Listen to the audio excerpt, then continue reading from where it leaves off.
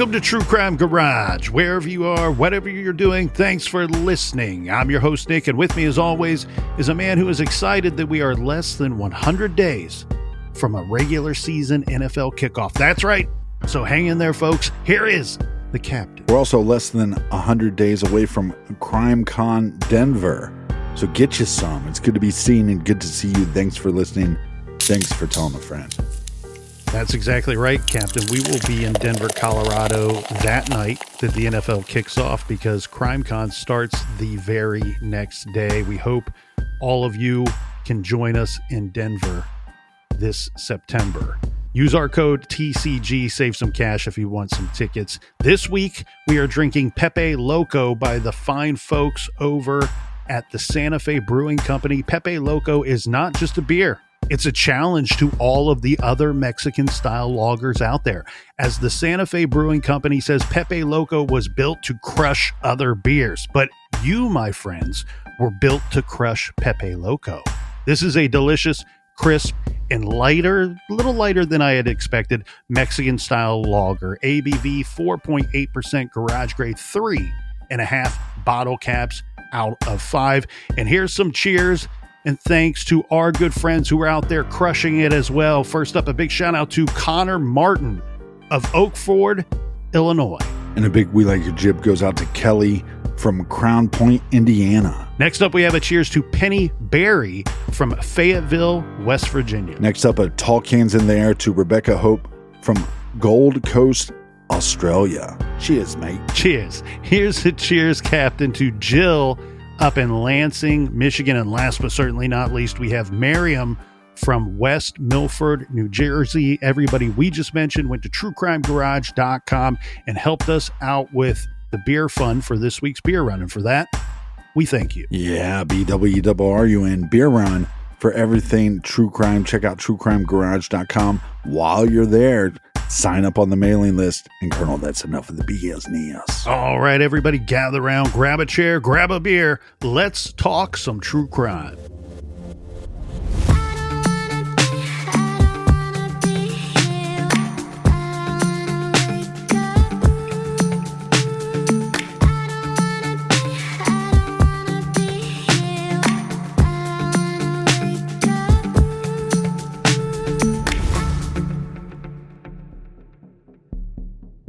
While every murder represents a tragic, personal, and familial loss, the case we are covering today is sadly just one among many, far, far too many.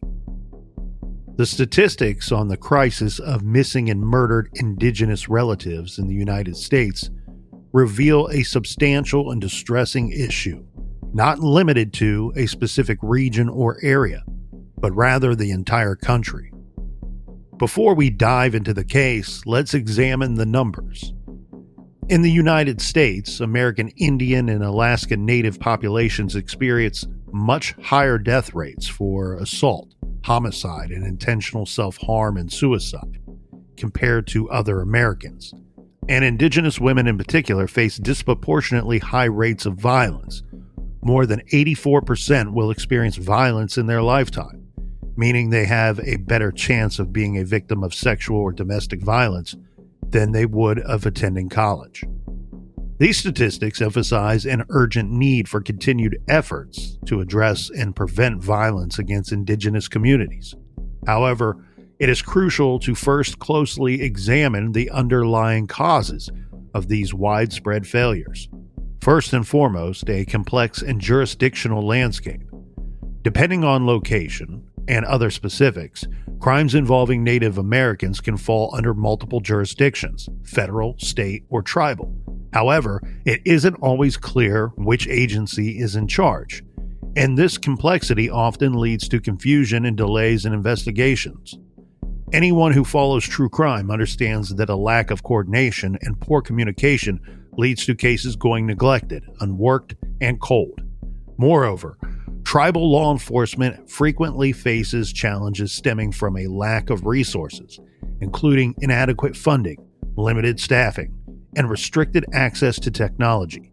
Finally, there are also legal barriers to contend with, including laws restricting the ability of tribes to prosecute non-native offenders who commit crimes on tribal lands. When 23-year-old New Mexico resident Zachariah Juwaun Shorty was found murdered on Navajo Nation land in 2020, his mother, Evangeline Randall Shorty, would embark on a mission to hold accountable those responsible for his death.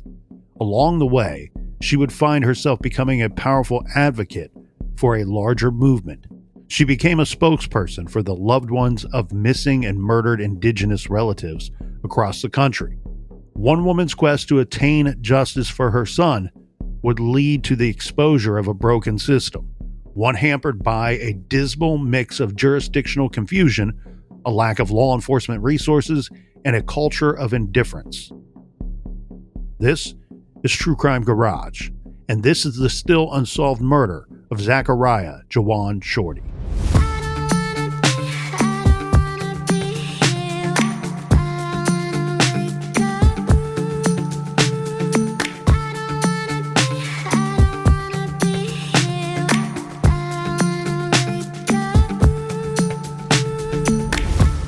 Zachariah Juwaun Shorty was born May 5th, 1997. He was the youngest child of Evangeline Randall Shorty's 3 children, and the only child of Father Myron Shorty. Evangeline prefers to be called Vangie, so we shall do just that.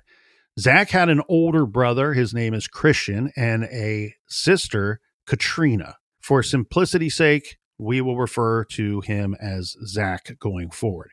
However, it should be noted that his mother, Vangie, alternatively called him Zach, but also called him by his middle name, Juwaun. This family of 5, they were lifelong residents of Kirtland, New Mexico, and enrolled members of the Navajo Nation, more accurately known as the Dene Nation. My apologies if I'm not saying that correctly. Zach was a happy baby, a chunky, lovable toddler who adored his siblings, particularly his older brother, Christian. Growing up, Zach enjoyed all of the everyday kid stuff, but he especially enjoyed football as well as chess and cooking. Now, as he matured, his creative tendencies began to emerge. Music became his passion, particularly rap and hip-hop music. He also became a skilled tattoo artist and had an interest in welding. In 2015, sadly, Zach and the family suffered an unspeakable loss. This is when brother Christian was killed in a tragic vehicle accident. Zach both admired and idolized his older brother. Christian was driving drunk the night of his death, and he was not wearing his seatbelt. There were some other persons in the vehicle with Christian, and thankfully they survived. And from my understanding, Captain, there was not another vehicle that was involved in this accident, this very tragic accident that will forever change this family. Vangie and Zach witnessed Christian's broken, lifeless body at the scene of this accident, and both mother and son would be forever traumatized by the sight. In the following year, Zach graduated high school in nearby Farmington, New Mexico, but he had at some point turned to drugs and alcohol, and it's believed, and there's proof of this, that this was straight up an attempt to cope with the bottomless sorrow that he felt from losing his older brother. Something that's pretty common, especially with a young person dealing with such a traumatic time in their life, and they start self-medicating. And not just a loss that is this profound and this significant, but it's also, you compound that with the fact that he went to the scene and witnessed his brother dead there. I mean, that's, with some of what we do here, I have to remind myself sometimes that we can't, as much as we want to get hands-on with the evidence in these cases, we have to remind ourselves that there are things that you cannot unsee and things that you cannot unhear. These can have a very long-lasting and profound effect on people, especially when we're talking about a loved one. And Zach was very close with his family. He also began expressing suicidal ideations as he descended further into this drug-fueled darkness that he was kind of putting himself into. Although undoubtedly troubled, Zach consistently shared a deep and loving bond with the remaining family members, particularly his mother. He even went to this is such a nice, kind gesture that, and I always fear that families don't communicate and don't talk enough and don't tell each other what they actually mean to one another. But Zach often would tell his mother that she was his best friend. He was a devoted father. He, after high school, had a young daughter. Her name was Christiana, clearly named after his older brother. At the time, when he was taking care of his daughter, his young daughter, he did share this baby with his live-in girlfriend. Her name is Ingrid Toledo. So she did live with Zach's family for a period of time. That will change at some point in the timeline. When, I don't know exactly. Despite these challenges, Zach worked several jobs and supported his loved ones the best he could. Zach worked for a while as a tire technician at a place called Desert Mountain. He enjoyed his work changing tires on semi-trucks, always challenging himself to perform faster than his previous times. Beyond trying to be the best tire guy in the biz, Zach had a big heart, was known to go out of his way to help hungry and homeless people, even at times coming up with creative ways when needed to figure out how to feed the needy. Not unlike many of the victims discussed here in the garage, Zach, while a great guy and a kind man to his family and even strangers, he was no saint. Due to the deep depression caused by the death of his older brother, along with his increased drug and alcohol use, and then exacerbated by all of that with the fact that Zach was seeking comfort and friendship from others who were regularly doing drugs and abusing alcohol as well. This truly, Captain, was setting the table for something terrible to happen to this young man. Eventually, Zach becomes seriously dependent on drugs and alcohol and often talking about suicide. His drug of choice was methamphetamine. Our good garage friend Mike Morford's show, The Murder in My Family, featured Zach's mother, and with brutal honesty, his mother shared on that show that Zach was a totally different person under the influence of meth, to the point of calling him a monster and characterizing him as an angry and hateful young man when he was under the spell of this terrible drug. Yeah, it's a sad story because you don't know if he would have went down this path if his brother didn't pass away.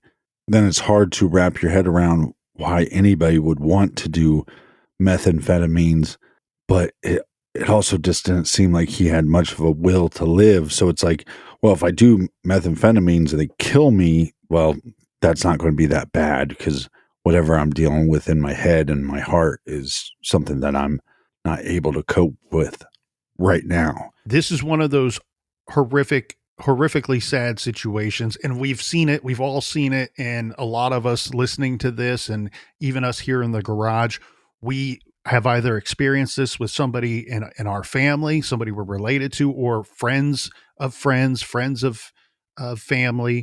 that there's somebody out there. This young man desperately needs help. He desperately wants help. And what I'm talking about is at the core of it. Not help from getting clean from these drugs. He wants help to just feel better. He's choosing and finding whatever comfort that is, or whatever help that he thinks he can get, even if it's just temporary, from the use of these drugs, where he has loving individuals around him that could help him in a different, healthy manner. Right. And I just hate I hate telling this story, but it needs to be told. But I hate telling it because we've all, in some form and fashion, I believe, witnessed this, where the individual needs help and they just got blinders on. And it's a very difficult situation, not just in Zach's, but in all of our experiences out there. And Vanjie, his mom, is doing the very best she can with this. She says that on every anniversary of Christian's death or Christian's birthday, she feared that her youngest son, Zach, she would find him dead from suicide because she was monitoring, Right. like she was aware of his drug use, and she would keep mental note of that. It seemed to escalate, and his suicidal thoughts seemed to escalate around these difficult times. Well, and sometimes because they feel that the pain is so deep in their heart and in their head, they overdose on purpose, or they just they feel like if I just keep taking more drugs, it will eventually numb the pain, and it doesn't. It causes a accidental overdose. Zach was always turning to music in dark times. He begins to write song lyrics and to express his pain and anguish over his brother's death. He's getting creative and he's writing music. He's making music. He created a YouTube channel where he wrote and produced original rap music. He began under the moniker of Shorty Styles, which eventually morphed into Isolated. Music helped him process the loss, but it wasn't enough to quiet his addictions. Due to his drug use, Zach began to get into trouble with law enforcement. But the other problem with music, especially this style of music in the early 2000s, that's mainly the work that I would get was guys that wanted to be rappers or wanted to be producers.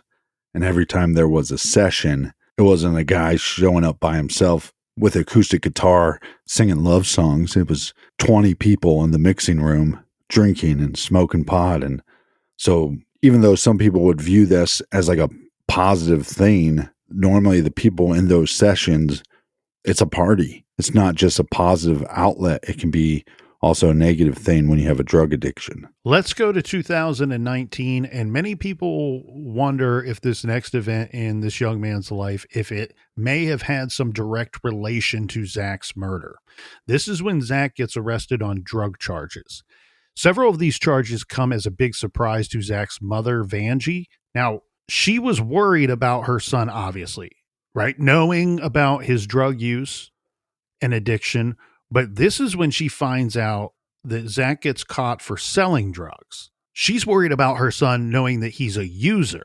He gets busted for selling, and that was news to Vanjie. She had no idea that he was selling drugs, and it gets even worse than that for Vanjie because the arrest it's both her son, Zach, and his father, Myron, who get arrested for selling drugs to an undercover police officer.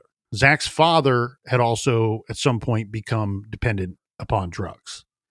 This leads to the San Juan County Sheriff's Office attempting to get Zach to turn babyface and become a police informant or a CI, confidential informant, in exchange for reduced charges. Now, I want to be clear on this matter here, Captain.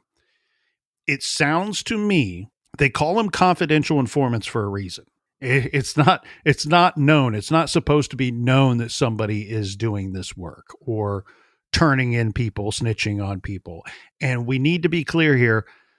I couldn't find a statement that 100% confirms that is what Zach did. All I can say is it appears to be there was speculation and that people close to Zach believe that the San Juan County Sheriff's Office attempted to get him to be a police informant. Now, whether he did or not, we don't know. The police would know, of course. Zach pleads guilty to one felony count of trafficking a controlled substance, and his father pleads guilty to one felony count of conspiracy to commit drug trafficking. Both men were convicted and given probation as their punishment. Vanjie puts Zach into counseling, but his dark thoughts persist to the point where in June of 2020, Zach attempts to hang himself in the backyard. However, the belt that he used broke. So he survives this. When he comes to and finds himself lying on a punching bag. So the way that I understand this, Captain, people will hang up a punching bag. I think he may have removed the punching bag and set it down to put the belt up there. Right. And the belt broke. So he comes to and he actually assumes that either his mother or father had cut him down. And he approaches them and he is angry. He is extremely angry at them for cutting them down. And both of them tell them, like, we didn't even know you were doing this. They were asleep. Right. So they deny this. And then he wonders if maybe perhaps the spirit of his brother somehow saved him from death. I went onto YouTube and I found some of Zach's music. And while a musician's lyrics are not always about the musician themselves and what they are feeling, but in Zach's case, it seems kind of obvious to me that going off of his words and the songs I listened to, he mentions his brother and his brother's tragic death often. And what I heard in those sounds like Zach was very angry at God for taking his brother. Right. To simplify what I heard, it was because of his brother's death that it sounds like he lost his faith and his hope in this life. Yeah, and he's probably a little bit mad at his brother for drinking and driving. He's probably disappointed in his brother because of that. And so those are just layers of emotion. And then obviously, like you said, probably mad at the world, mad at God, mad at his family. And that's when I just wish he was here so I could shake him and just go, dude. And I don't know. I'm not pretending to be any kind of therapist or anything. I don't know what's up or down when it comes to mental health. But I just want to shake this guy and go, dude, use this anger. Use this anger that you have for your brother making mistakes. Use this anger you have at God or for this situation, and let it fuel you and drive you to take care of your daughter. Focus on the living more and not the dead. And don't make the same mistake that your brother did. Don't do, I'm not trying to accuse his brother of anything, but his brother made choices that were bad choices. Right. And don't do to your daughter what your brother did to you. Sorry. Yeah. It's going to be a little worked up here, a little heated in the garage. No, but I had a friend I grew up with that became a junkie, and then we don't know if it was an accidental overdose or if it was on purpose. But after his death, I ran into his older brother, and his older brother was mad and angry, but seemed mad at his brother, like, and he used terms like, well, my brother was a loser and he was a junkie, and then cut to 5 years later, the older brother just couldn't get past that hurt and the anger, and he became a junkie as well. And you like you said, you just want to shake the individual and say, you're going to put your mom through all this shit again. Like you see how much you're grieving, and you can see how much your family's grieving, and you're making these decisions.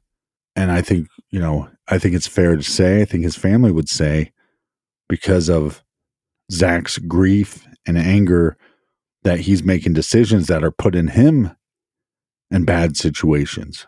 Eventually, Vanjie calls Zach's probation officer in Aztec, telling him that her son desperately needs help. The social worker contacts him, Zach, persuading him to check himself into the San Juan Regional for a mental health evaluation. Upon arrival, Zach decides he doesn't want to be there. He's attempting to leave.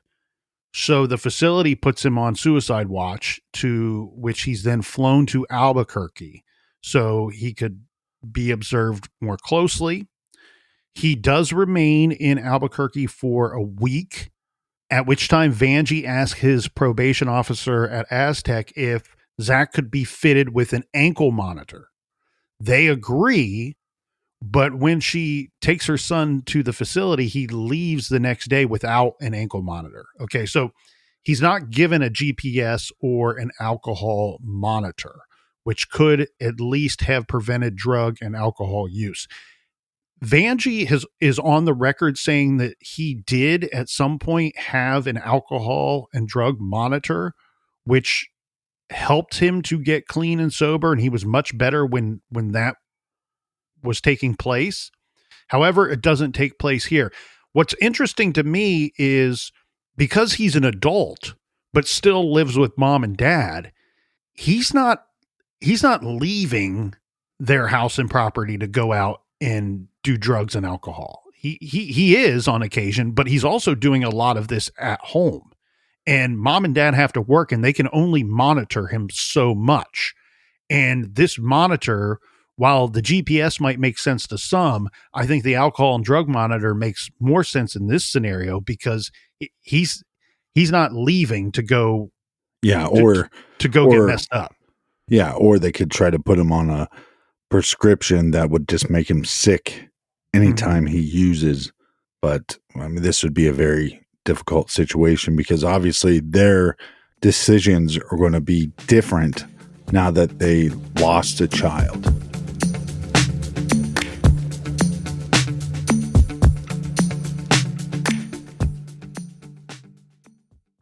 This message is sponsored by Greenlight. We all know the phrase, money doesn't grow on trees. While true, it doesn't teach us much about the saving and budgeting lessons we need in life. Greenlight is an easy, convenient way for parents to raise financially smart kids and families to navigate life together. Greenlight is a debit card and money app made for families that helps kids learn how to save, invest, and spend wisely. Parents can send money to their kids and keep an eye on kids' spending and saving. Meanwhile, kids and teens build money confidence and skills in a fun, accessible way. I think Greenlight is awesome. It's a great way to teach your children to be financially responsible. Teach them how to save. Teach them to set goals and achieve their goals. Think of it as a debit card that you can monitor. So if kid A tells you that he or she spent money at this location at this time on said item, you can verify if that is true or not. Teach your kids in this great way with Greenlight. Start your risk-free Greenlight trial today at greenlight.com/garage. That's greenlight.com/garage to get started. Greenlight.com/garage. This is an ad by BetterHelp. Men today face immense pressure. It's no wonder that 6 million men in the U.S. suffer from depression every year, and it's often undiagnosed. It's okay to struggle. Real strength comes from opening up about what you're carrying and doing something about it so you can be at your best for yourself and everyone in your life. If you're a man and you're feeling the weight of the world, talk to someone. BetterHelp is the world's largest online therapy platform, having served over 5 million people globally. It's convenient, too. You can join a session with a therapist at the click of a button, helping you fit therapy into your busy life. Plus, switch therapist at any time. As the largest online therapy provider in the world, BetterHelp can provide access to mental health professionals with a diverse variety of expertise. Talk it out with BetterHelp. Our listeners get 10% off their first month at betterhelp.com/garage. That's betterhelp.com/garage. You know what doesn't belong in your epic summer plans? Getting burned by your old wireless bill. While you're planning beach trips, barbecues, and 3-day weekends, your wireless bill should be the last thing holding you back. Make the switch to Mint Mobile. With plans starting at $15 a month, Mint Mobile gives you premium wireless service on the nation's largest 5G network. All plans come with high-speed data and unlimited talk and text. The coverage and speed you're used to, but way less money. Ditch overpriced wireless and get 3 months of premium wireless service from Mint Mobile. So while your friends are sweating over data overages and surprise charges, you'll be chilling, literally and financially. I love Mint Mobile. It's the best wireless service I've ever had. Better than my old provider. And the big difference is I'm saving probably, maybe $100, maybe a little more than $100 every month with Mint Mobile. If you want top-notch quality, but a service that's going to allow you to save money, check out Mint Mobile today. This year, skip breaking a sweat and breaking the bank. Get your summer savings and shop premium wireless plans at mintmobile.com/TCG. That's mintmobile.com/TCG. Upfront payment of $45 for 3-month, 5GB plan required, equivalent to $15 per month. New customer offer for the first 3 months only, then full price plan options available. Taxes and fees extra. See Mint Mobile for details. Check out mintmobile.com/TCG today. Father's Day gifting is always the same story. Socks, grill tools, repeat. Gift better this year with Quince. They make buying a thoughtful gift easy. Quince has all the pieces dads actually want to wear, like organic cotton silk polos, European linen beach shorts, and comfortable pants that work for everything from weekend hangouts to nice dinners. The best part? Everything with Quince is priced 50 to 80% less than what you'd find at similar brands. This year for Dad, I got him the Mongolian Cashmere Fisherman quarter zip sweater. Why? Because I know that he's going to love it. I went with the gray quarter zip. It's stylish, super luxury, and high quality, just like everything from Quince. And while I was shopping for Dad at quince.com/garage, I picked up a little something for myself. I bagged me some 100% European linen drawstring beach shorts because I deserve it. I love the European styles that they have at Quince. Shop for Father's Day, shop for women, men, kids, baby, and travel, all at quince.com/garage. For the dad who deserves better than basic, Quince has you covered. Go to quince.com/garage for free shipping on your order and 365-day returns. That's QUINCE.com/garage to get free shipping and 365-day returns. Quince.com/garage.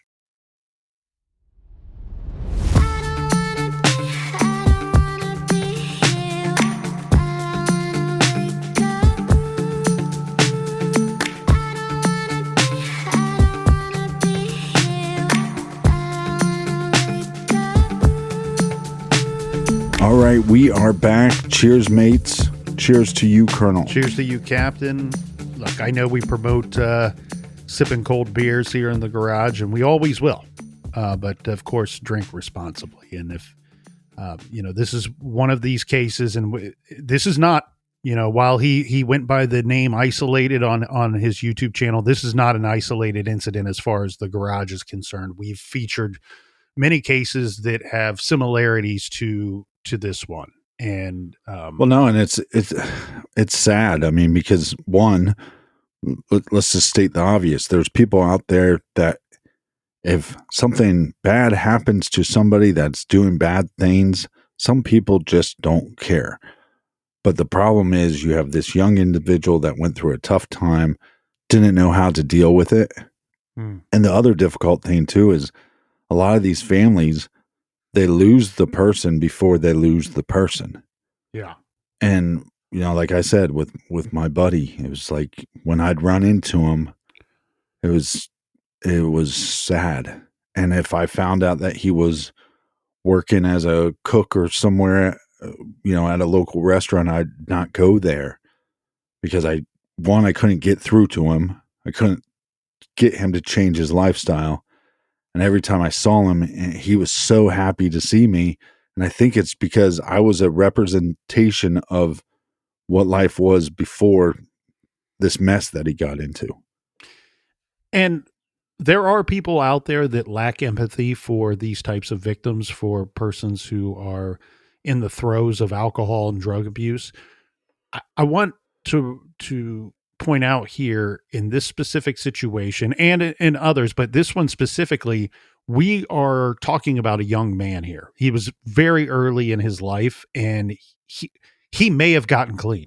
He may have turned this around. He didn't get the opportunity to. Somebody denied him and his family of that opportunity. And if you ever have a friend that turns their life around, it's one of the most amazing things.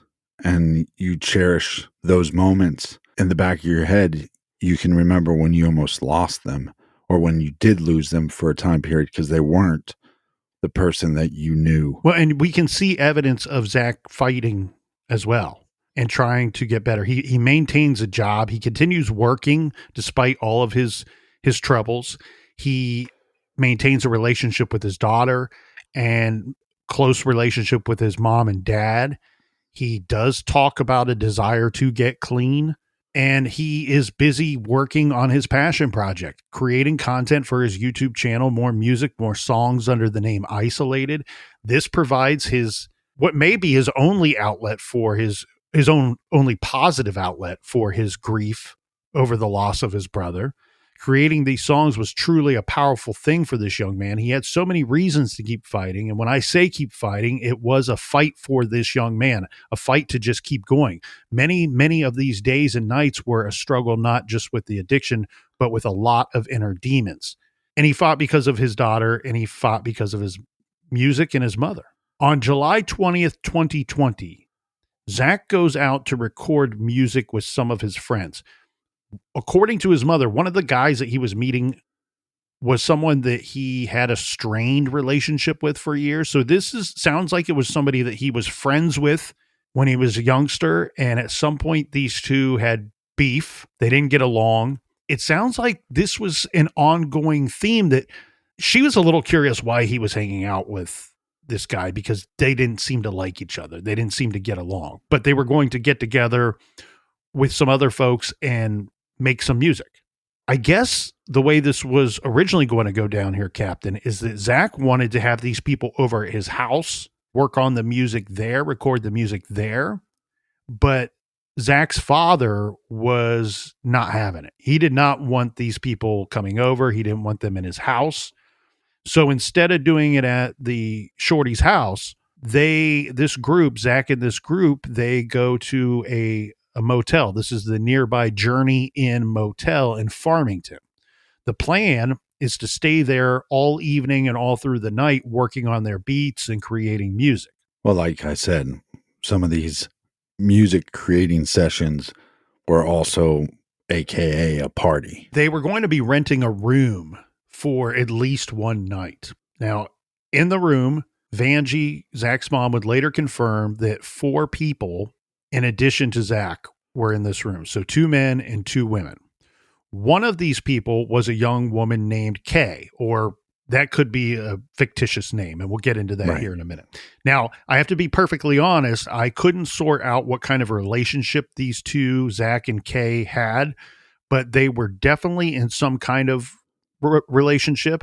I don't know if they were just having fun or if they were simply in the early stages of a relationship, but there's conflicting reports on what kind of relationship they had, but it was kind of ongoing, and there was romance involved, as I understand it.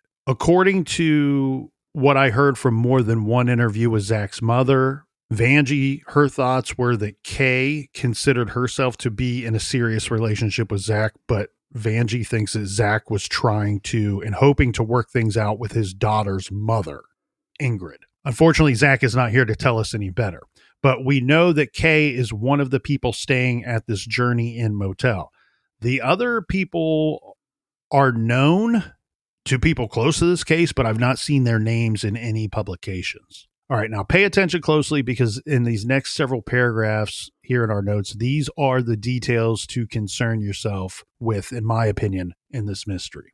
Let's start at 4 a.m. So it's now July 21st. At 4 a.m., this is when Vanjie receives a call from Zach asking if she can come and pick him up from the motel. She and Zach's father get in the car and drive to the Journey Inn to pick up their son. When they get there, Zach gets in the car with a friend. This is the woman Vanjie identifies as Kay. Right. Now, this could be a pseudonym, as I have not seen a last name from Kay provided in any publication. Vanjie assumes that they will drop Kay off somewhere on the way home, but on the ride, Zach asks if she can come over to their house. And mom is uneasy with this idea and denies the request. Right. She knows her son is in this, what she refers to as a short-term relationship with this woman. Vanjie believes that he's only in this short-term relationship with this woman simply in order for Zach to have easy access to drugs, which it sounds like persons believe that this Kay did have easy access to drugs. They argue a bit, mom and son, but ultimately Vanjie drops off both her son and Kay at the Troy King Road. This is where Kay's family lives. She then mom returns home to sleep before she had to go to work the following morning. A few hours later at 7 a.m., Zach calls again, asking for another ride. Vanjie agrees, but knowing that he had stayed with Kay, reminds her son, before agreeing to pick him up, that she's not welcome to come home with him. are not welcome to come with him. He says, okay, let me call you back. He calls back 5 minutes later and asks her to drop them both off at the Journey Inn. So now he wants to return to the motel where they were previous. He says they needed to finish some of the music that they were working on prior. It's still July 21st on our timeline. Vanjie picks Zach and Kay up, drives them back to the Journey Inn. On the way, she repeatedly reminds her son that he has a virtual court date. We are in the COVID year. So he has a court date that he absolutely cannot miss. After dropping them off at the motel, she texts him throughout the morning until around noon, reminding him of the appointment. He's responding up until about noonish. Then it is nothing from Zach until around 3 p.m., so 3 hours later, when Vanjie hears from her son, who is now calling from a phone number that is different from his own. She doesn't recognize this phone number. He tells her his phone battery has died. He's requesting that she bring him a charger for his phone. She's only like 5 minutes away. Mom's only about 5 minutes away, so she does leave the home to drop off a phone charger. When she arrives at the Journey Inn, she says her son was intoxicated and probably high. She gives Zach the charger. She's warning him, you better be careful. She tells him she gets off work at 6 and she can come back and get him then. Yeah, but think about this situation. I mean, Zach's at the point in his life that he's supposed to be going off into the real world and being an adult. And all day long, you're now having to give your adult kid rides to places. You're not picking him up and sending him to places to make his life better. But because of this tragic situation with your other son, it's understandable why she's doing this, because somebody from the outside could look in and go, man, she seems like she's really babying her adult son. But that's the situation that a lot of these people put their parents in. Yes, and it's a unique situation. When reviewing everything here, I think one factor we need to remind ourselves about is his age, right? He's of age, and Right. he could walk away from this family if he wanted to. And I'm sure the family feared that outcome, because at least in this world that they're living in at the moment, they feel some control over the situation, that they can at least are there to help. And while I believe for a very long time, up until a few years ago, maybe 10, that the word enabler or enabling was not used enough. And then at some point, I think it's overused. And I think that somebody could look at this scenario and say, well, she's enabling him. She's practically waiting on him hand and foot. But I don't see it at that. I almost feel like, as much as he loved his mother, his addiction and his demons are kind of holding his mother and his family hostage in a way. Well, again, I think if you ask her personally, would she change anything or how she was reacting? She already lost a son. So when you watch shows like Intervention, you'll hear the people doing the intervention or telling the parents, you got to let him sink or swim on his own. But that becomes way more difficult when you've already lost one of your kids. Zach calls his mother back around 6:45, maybe 7 p.m.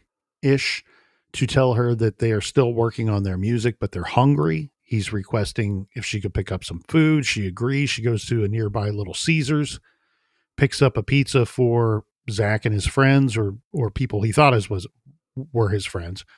While she is picking up the food, she gets another call from Zach, and he's asking if she could go pick up Kay on her way to the motel to drop off the pizza to them. Yeah.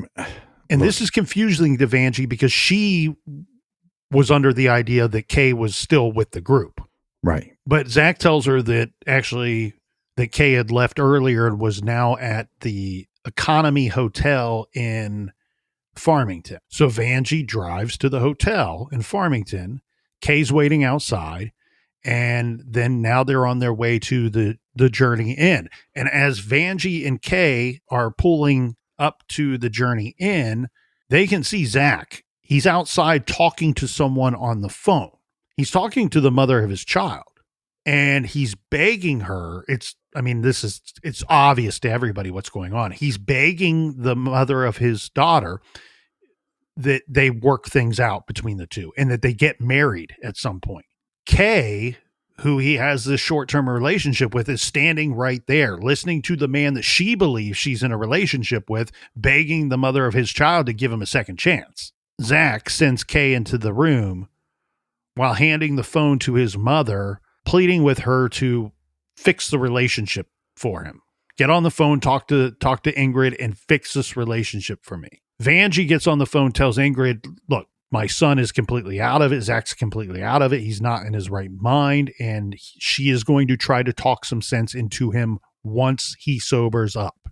She tells her son, you better get something to eat some pizza, and ask him if he's ready to come home. He tells her he just has to finish up the track they were working on before returning home, and that he'll call soon when he's ready.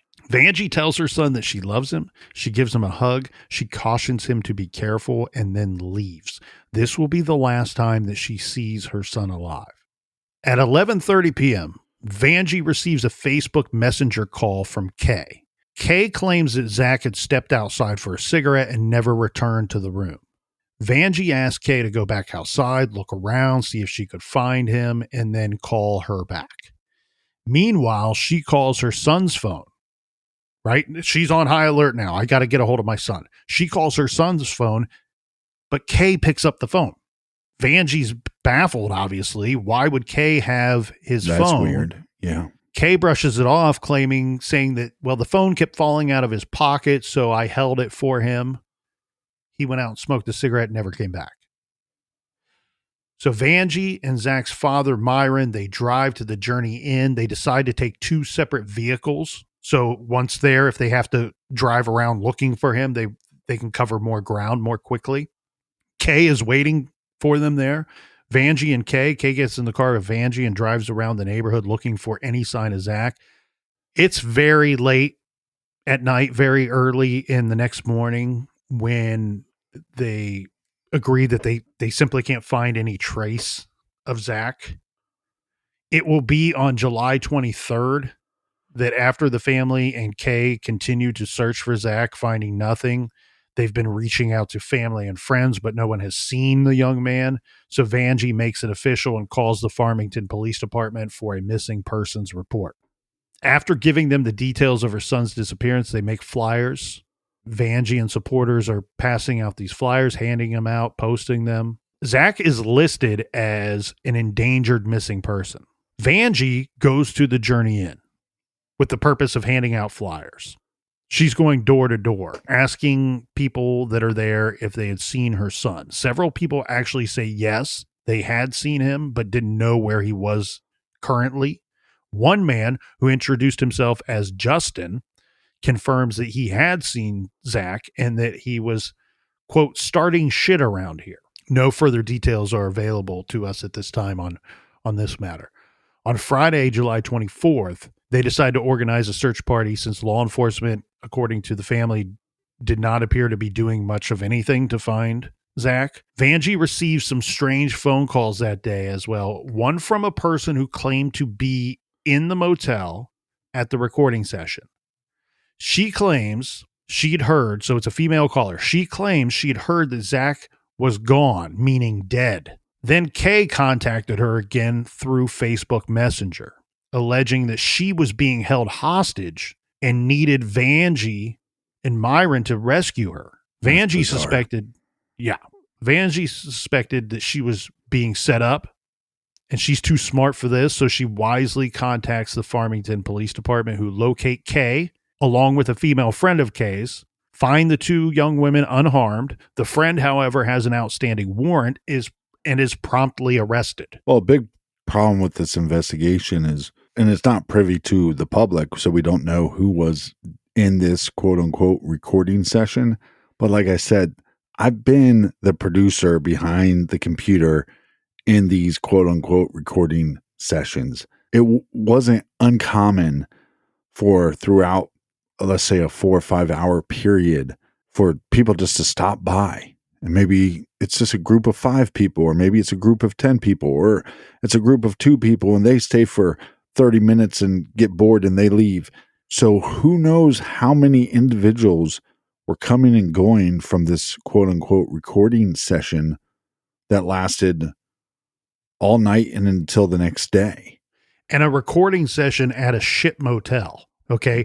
This motel this is not the only room at the motel that has drug activity and people with outstanding warrants. Right. So how many people were just staying there and had nothing to do with this recording session that just dropped by?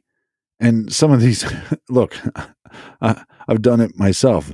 Just I've stood on corners of the street just handing out free records before, because you're just trying to get noticed. So somebody just stumbles upon the recording session and goes, "Hey, what are you guys doing in there?" "Oh, we're making some music. Come check it out." I'll be in a minute with my glass pipe. Right. Or, "Hey man, I'm a rapper too. Let me spit a verse real quick." Yeah. I mean, that's why it's so hard to break into the biz. So let's go back. Speaking of warrants, let's go back to this female friend of Kay's getting picked up, right? She has an outstanding warrant. She has a boyfriend there. The friend that gets picked up has a boyfriend there with her who is upset about the arrest. This boyfriend with his phone is taking pictures of Vanjie's car and license plate. His name has been mentioned several times as the group was searching for any signs of Zach.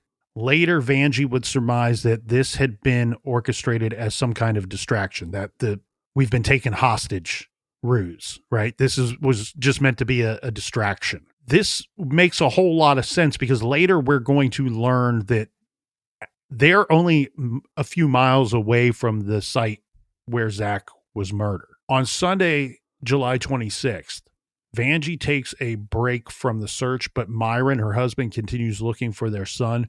Vanjie had heard a rumor that a body had been found and it may have maybe a match for Zach's description.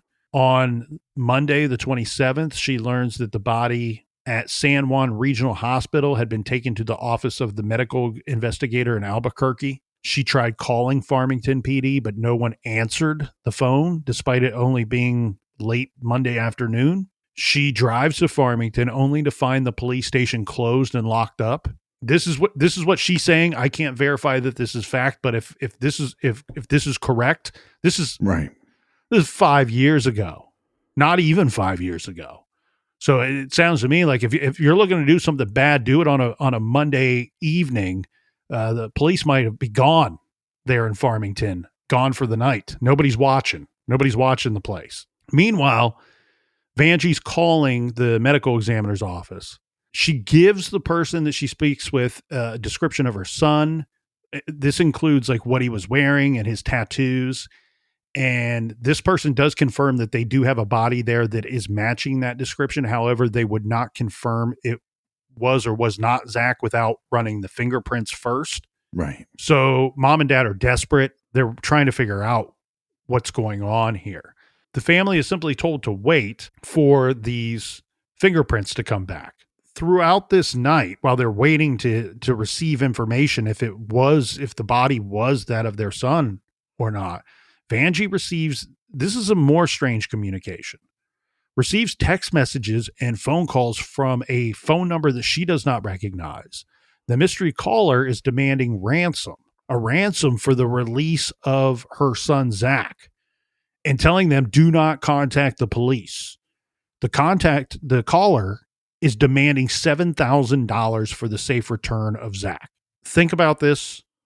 There's no way for any of us to put ourselves in the shoes of this poor woman, but you are holding on to desperation. You are holding on to any glimmer of hope out of desperation. Given the options of your son being on the slab at the medical examiner's office or being held for a ransom, you're hoping he's being held for a ransom. Right. As strange as it may sound to some people, this is some new hope.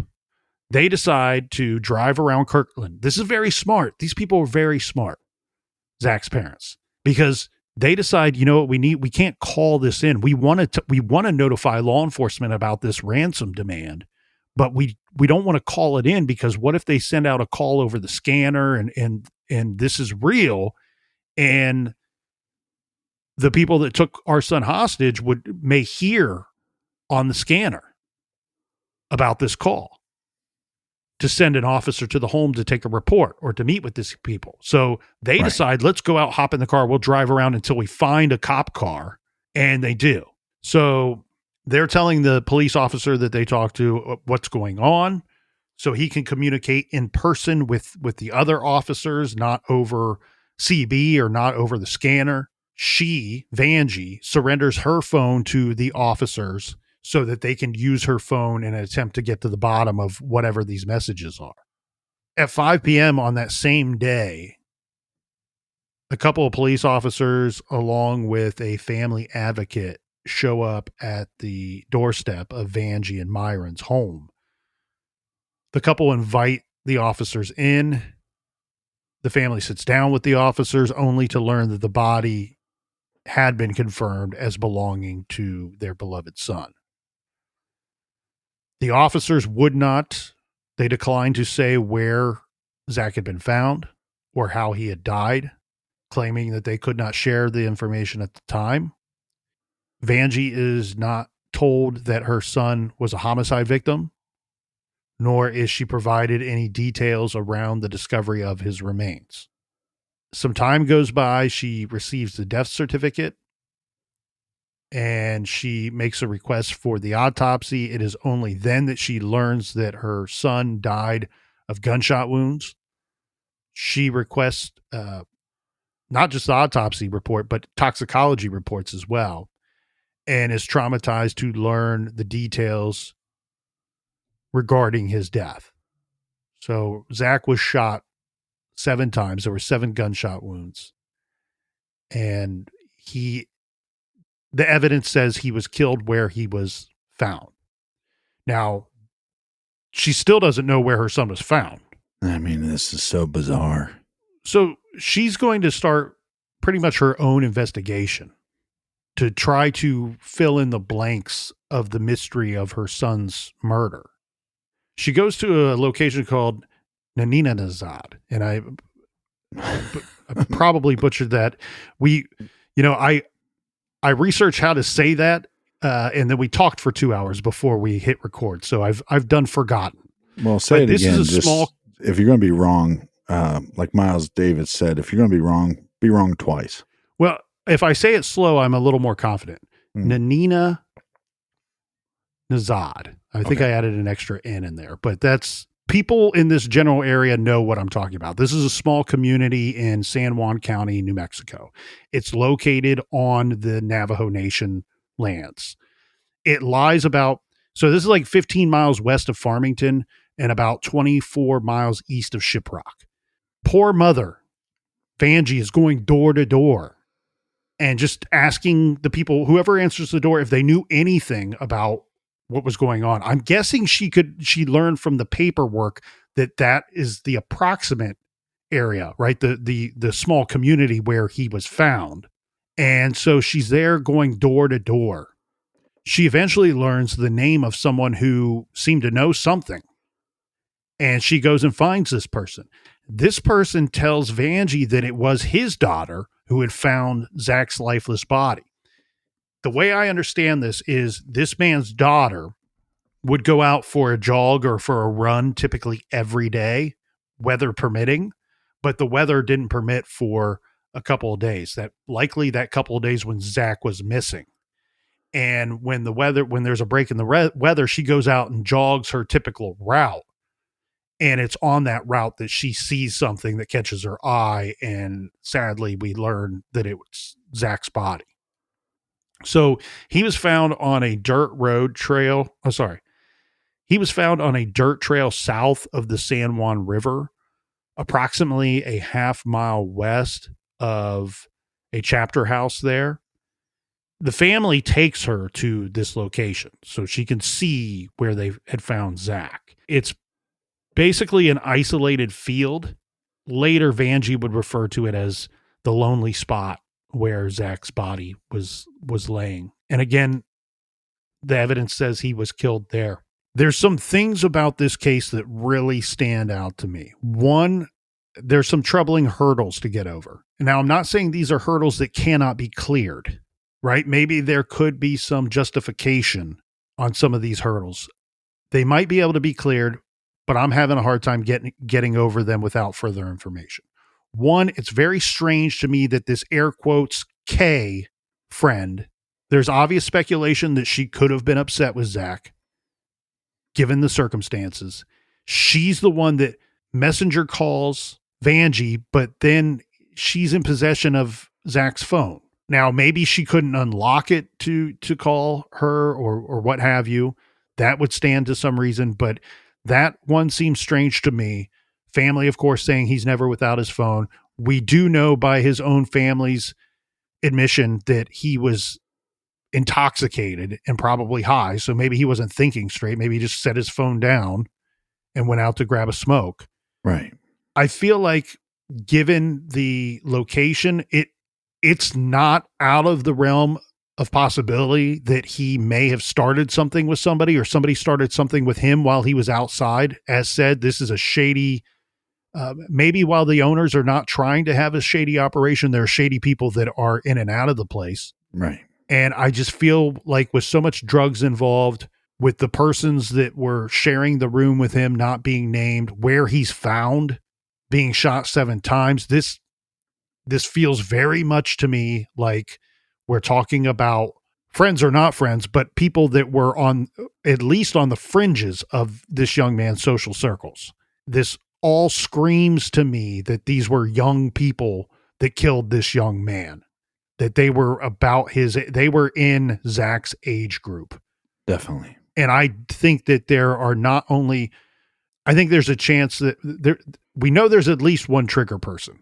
There could be more than one person that pulled the trigger, but there's every reason, and we don't even have to go down this road too far.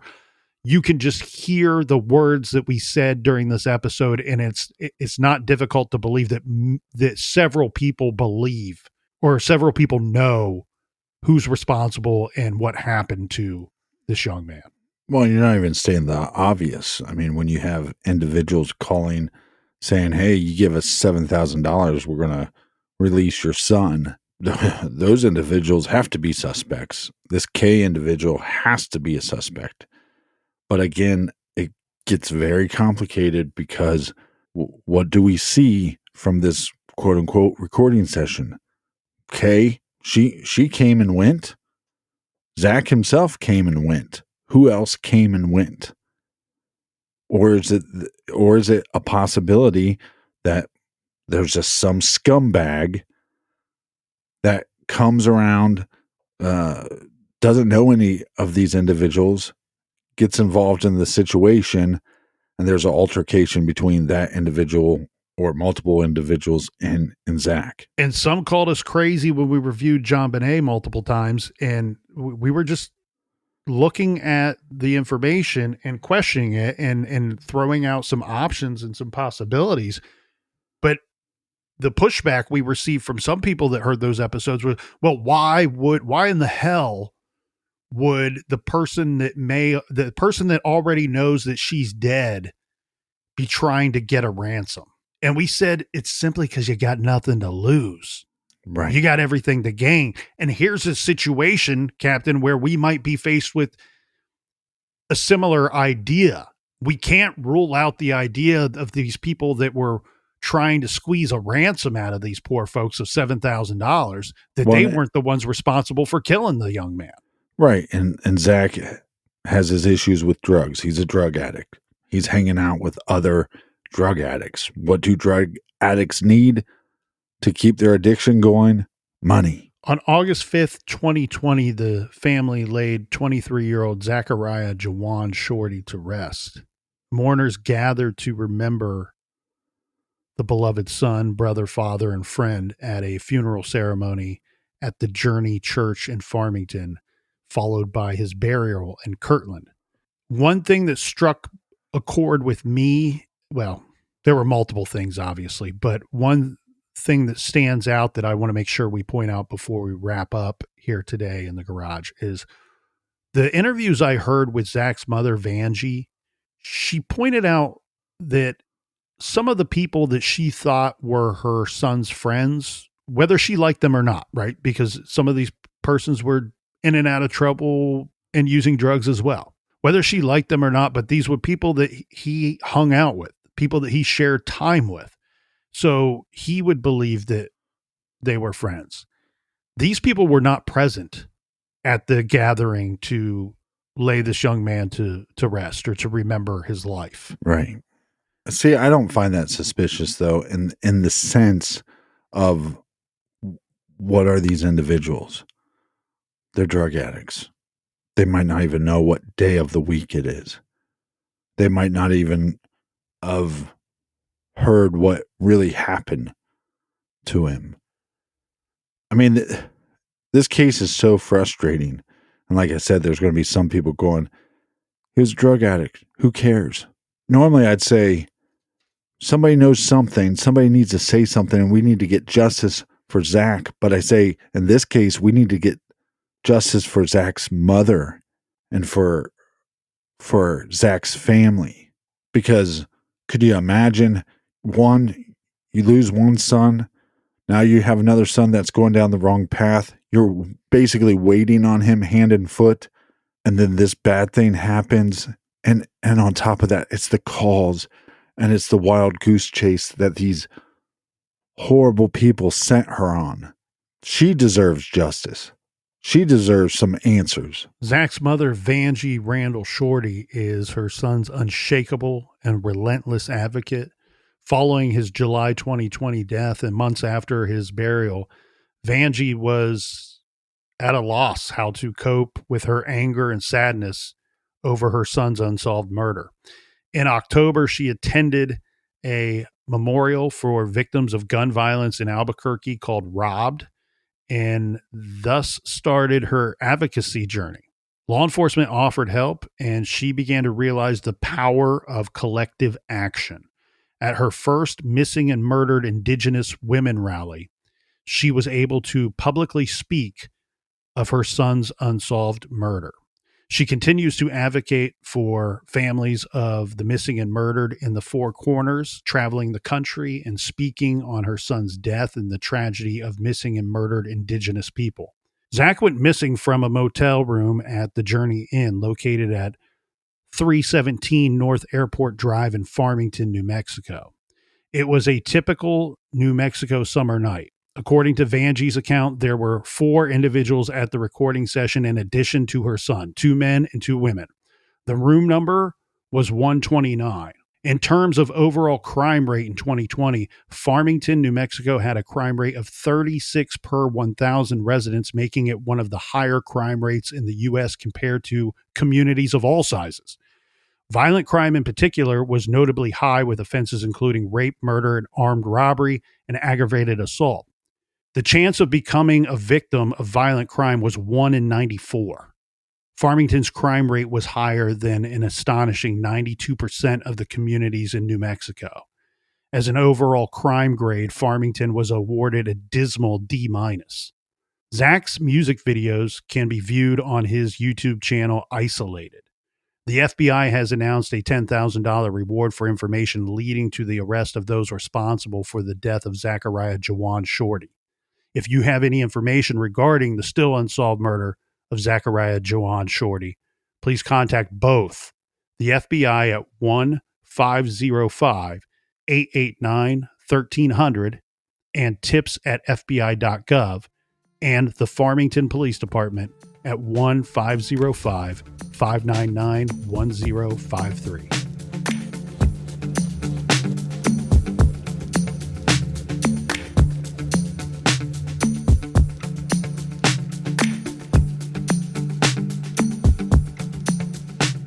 I want to thank everybody for joining us here in the garage. Make sure you go to truecrimegarage.com and sign up on our mailing list.